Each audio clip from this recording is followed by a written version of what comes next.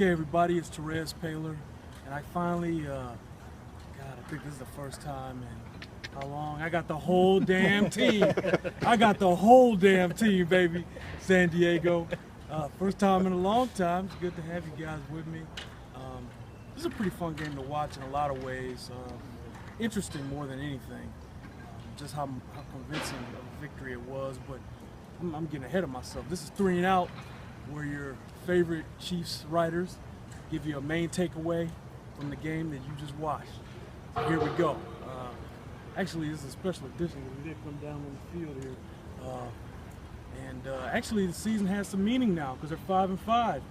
People are going to be watching, and people are going to be reading what we write. It gives you a little energy, gives you a little juice.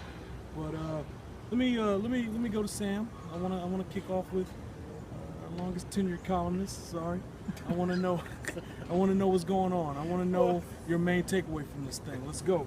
Well, can I have two? Because first of all, you said what the? Well, hold on. He was talking about this is the first time we've been on the field, and that reminded me of in Minneapolis, and we did this in front of that big garbage can. Yeah, right. Because that's wouldn't take it back. No, I'm not taking that back. That was the right decision. Is that the difference, though, between that garbage can and standing on the field in San Diego now? Yeah. This is where you're headed with this? I know what you're saying. So, anyway, like, it has been a huge difference. But the other thing was I just can't get out of my mind the image of 346-pound Dontari Poe. Yeah. 4 steps, Yep. boom, boom, boom, leaps over people. There was a leap. And this man, I spent way too much time looking this up, so I need to mention he is the 8th heaviest player in the NFL right now. I went through all the rosters, Did you and really? he's a few cheeseburgers away from being number 2. Also, there's a 359-pound guy somewhere. He's not going to chase that guy. But anyway, I mean, not just scoring the touchdown, but leaping. 29.5-inch vertical leap at the NFL Combine before his draft in 2012. Which is higher than like half of the guys that went through. Oh, let me get over here. Half the guys that went through the NBA Combine this past year, including the Harrison twins, Tyus Jones, some pretty good players. So anyway, that's my image that I'm going to remember forever. Is Dontari Poe leaping. Who did he land on, by the way? Perryman, I think, was one 5 of them. people. Yeah, that was 5'11". Monte Te'o took a beating too on that one too. I think he read the play right and came over and just that was a crushing. I gotta admit this, when I was watching the play, like I looked up after when he was in motion, and I thought, they're giving it to Spencer Ware? Like it's hard to say. Like he didn't look like a 350-pound guy with the ball. He actually got some elevation on it. I'm like, so like kudos to him, man, and again, kudos to him. That was great. Blair, let's go. Well, you could say that because Dontari scored the touchdown, the defense did everything today. Defensive guys scored touchdowns, but I'm going to I want to call out, or not call out, but identify 2 old friends, Justin Houston and Tom Vahe. I mean, what big moments for both of those guys today. Justin Houston with, I think, one of the defensive plays of the year. Pick six, and athletic is all get out. And Tom Vahe, 2 sacks in the 3rd quarter. While it was still a game, it was 12-3. And first 2 series for the Chargers in the second half, Vahe had a sack on each of them. So great game for both of those guys. Vahe goes into the top 50 NFL all-time sack leaders with 85 in his career. Just an unbelievable day for this defense. You know, those 2 guys for what they did and what the team did against Phillip Rivers and the Chargers, that have been great offensively all year. Phillip Rivers let off. I mean, this guy, you look at the film, this guy was slinging it all season, and he was killing it. So you're right. They held him to a season low, 178 yards passing from the NFL's second leading passer all year. So give him credit for that. And let's go to Vahe. I know Vahe's got something. I'm the longest absentee, but well, here's what I think. I think the Chiefs are a playoff team. I don't know if the record says that they're definitely going to make the playoffs, but I think if you're watching this team play now, this looks a lot like the team you thought this was going to be before the season.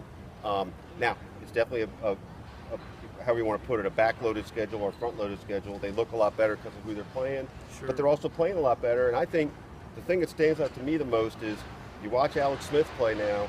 He's got a moment, and he's pretty good when he's got a moment. And we've all been up and down on Alex Smith. I have been one of the last to sort of feel like he's good enough, and then in the last month or so, I was like, hey, he's just not. But I watched him today, and I think, well, what's missing? I mean, I know he's not going to throw it 80 yards downfield, but they're getting vertical, and So I think key is the offensive line that has really sort of started to gel, and I think they look like an entirely different team because of it. Yeah. Was that your good one or your bad one? That was my your bad one. Okay. But it was just because Alex was okay today. He was Really? good. Like, He didn't get the He good. didn't get the. He got the good. I mean, he did a good job evading pressure. He did a nice job managing the game. But we've always said with him, listen, that's what you're going to get with Alex now. You combine them, you pair him up with a strong running game. Chiefs actually ran the ball more than they passed it today, and they ran it for nearly 5 yards a pop, so they were churning it out. You combine this guy with a running game and a strong defense, you're going to win games. Here's why. He never turns the ball over. So then, I mean, this is a tough team to beat if they don't beat themselves. That's huge. I mean, that's what it is. Now, the second half of that, what Alex has always been, part of the deal is he takes care of the ball, but you miss some opportunities because he's not going to hurt you vertically too much. He struggles to make some of those throws or chooses not to make those throws, whatever you want to say. That's something he's going to have to make some plays if this team does make the playoffs, right? Like, hey, the rest of the schedule, these teams are bad. They should be able Most to. of them, yeah. Right. But like Buffalo's probably the best team they've got coming up. Record You know the wise, Raiders are respectable, right? But like Buffalo's probably the toughest team. Buffalo's with 5-4 right 5-4. now. Probably 5-5 after they face the Patriots tomorrow. So look, they got a chance to go to the playoffs. But when they get to that wild card round, okay, number 11 is gonna have to make some throws. He's gonna have to make some throws if you want to win. Because unless you're facing, Indy or something, most of the time you're in the playoffs. Those guys are going to be able to be good enough that they're not going to beat themselves. So Remember, number 11 did make those against Indy. Right. I was going to make a joke there. Yeah, You probably had a better line. Go ahead, cut back to that. And that's, I mean, he's going to have to do it against a good defense here. And I mean, bottom line, he's going to have to do it. What I wrote about, and I think this is important because I feel like I've said it many times, but they deserve credit for this. Look, you start 1-5 in this league. This league is a business. Through and through, this league is a business. You 1-5, cats ain't really trying to hear about taking an L for the team, not playing for the team. They're not really trying to hear you're not playing because this is best for the team. Well, the team's losing. I should play, right? Business decisions. Free agents, pending free agent, maybe they don't go all out for that tackle. These guys kept playing hard. They really did. And this is what happens when you don't turn on each other and things don't get overwhelmingly negative. You find a way to fight your way back into the light, right? That's what they've done. They fought their way back into the light. And they got this easy schedule coming up. They've got momentum. I mean, what are they going to do? It looks like they're going to they're going to at least finish 8-8 or 9-7 or maybe best case scenario. 10-6. Right. So we're going to have to see, but it's going to be a hell of a ride, and you just got to know Four Horsemen is going to be there every step of the way. From now on. From now on. Starting now. Unless the Royals send their team to the Arizona Fall League, then these guys will abandon me again. Because I was the only one in London. I was on Wembley, and it was just me. But it's good to have you guys back for what's been a fun season so far. Yeah. It should be pretty interesting going forward, and look forward to doing it with you guys. Look forward to covering it for you guys. Again, Terez, Sam, Blair, Vahe. This is the A team.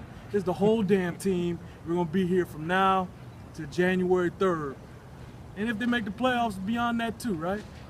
A playoff trip wouldn't be too bad. It might be fun. Check out who you guys think you might see in the playoffs. Denver. Broncos. A Denver game would be pretty sweet. Those teams hate each other, man. That'd be pretty interesting. But yeah, thanks again for watching, guys. We have a lot of fun out here doing it. You guys, because you read us, because you watch us, all this stuff, we get to do what we love to do. Right? So thank you. Keep on watching and keep on reading. For the A team, this is Terez. Take it easy, guys. See you.